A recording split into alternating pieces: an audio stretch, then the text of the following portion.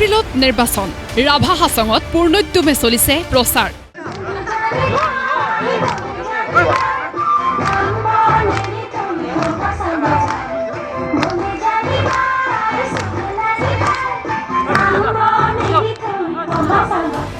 ৰাহুল গান্ধীৰ পৰা ভূপেন বৰালৈকে সমালোচনা টংকেশ্বৰ ৰাভাৰ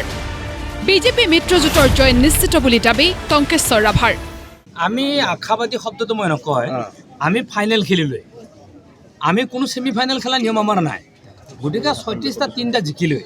আৰু কেইটা আছে ৩৩টা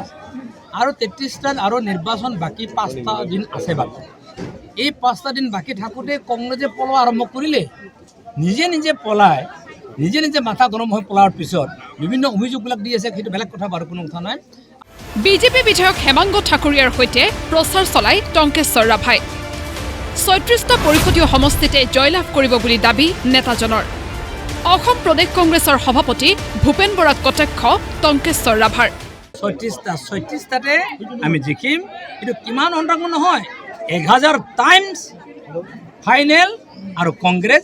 0 কাৰণ কংগ্ৰেছৰ ভাল গলকিপাৰো নাই ভাল ডিফেন্সো নাই ভাল স্কোৰাৰো নাই তেওঁলোকে সদায় 12 মেন হৈ খেলে সদায় তেওঁলোকে 12 মেনত যেহেতু খেলে সেইকাৰণে যদি কোনোবা যদি বলাৰ নাথাকে ক্ৰিকেট খেলি খেলা গতিকে ভূপেন বৰা ডাঙৰীয়া সি বলাৰো নহয় বেটছমেনো নহয় সি উইকেট কিপাৰো নহয় সি হ'ল দৰ্শকে যেতিয়া ক্ৰিকেট খেলিবলৈ আহে যাৰ ক্ৰিকেট খেলাৰ এক্সপিৰিয়েঞ্চ নাই তেওঁলোকে হাৰাটো নিশ্চিত আৰু কংগ্ৰেছ দলটো মনে মনে ভাবি আছে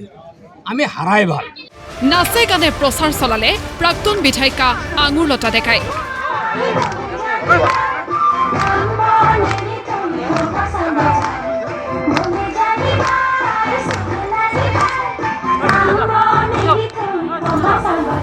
ধনুভঙা পৰিষদীয় সমষ্টিত মিত্ৰজোঁটৰ প্ৰাৰ্থীৰ হৈ প্ৰচাৰ চলাই আঙুৰলতা ডেকাই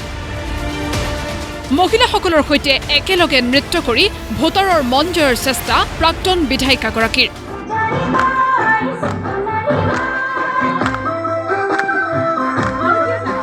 মন্ত্ৰী অশোক সিংহলে দাৰিদুৰি ৰাভা হাছং পৰিষদীয় সমষ্টিত প্ৰচাৰ চলাই কংগ্ৰেছক সমালোচনা কৰে ৰাভা হাছঙৰ জনতাই স্থান নিদিয়ে কংগ্ৰেছক এই মন্তব্য অশোক সিংহলৰ এতিয়া আপুনি জানে যিটো ঘৰত গ'লে মোক ভাতো নোখোৱাই চাহো নোখোৱাই তাততো মানুহ নাযায়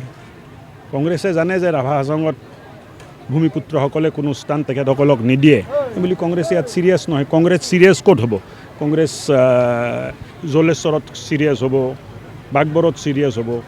এনেদৰে বাকযুদ্ধ আৰু বাক্যবাণেৰে আকৰ্ষণীয় হৈ উঠিছে ৰাভা হাছং পৰিষদীয় নিৰ্বাচনীৰ প্ৰচাৰ ব্যুৰো ৰিপৰ্ট প্ৰতিদিন টাইম